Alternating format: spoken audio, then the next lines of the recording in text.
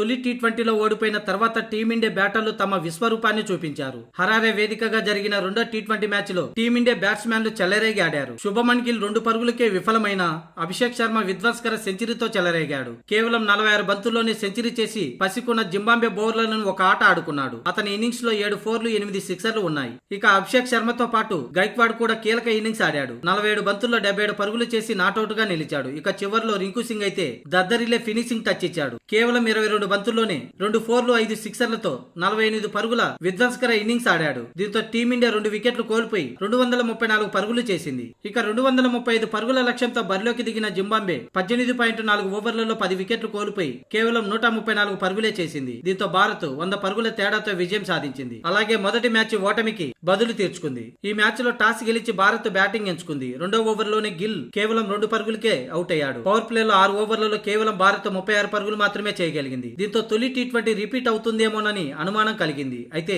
మనోళ్లు power play తర్వాత ఒక్కసారిగా గేర్ మార్చారు. గైక్వాడ్ స్ట్రైక్ రొటేట్ చేస్తుంటే అభిషేక్ బౌండరీలతో హోరెత్తించాడు. దీంతో స్కోర్ వేగం ఒక్కసారిగా దూసుకెళ్లింది. మొత్తానికి 235 పరుగుల టార్గెట్ తో బరిలోకి దిగిన జింబాబ్వే 10 వికెట్లు కోల్పోయి 134 పరుగులు మాత్రమే చేసింది. దీంతో టీమిండియా 100 పరుగుల భారీ తేడాతో విజయం సాధించింది. ఆ జట్టులో విజిలి మాద్వారే 43 పరుగులతో టాప్ స్కోరర్ గా నిలిచాడు. టీమిండియా బౌలర్లలో ముఖేష్ కుమార్ కు 3 వికెట్లు, అవేష్ ఖాన్ కు 3, అలాగే రవి బిష్ణోయ్ కు 2 వికెట్లు, సుందర్ కు 1 వికెట్ దక్కింది.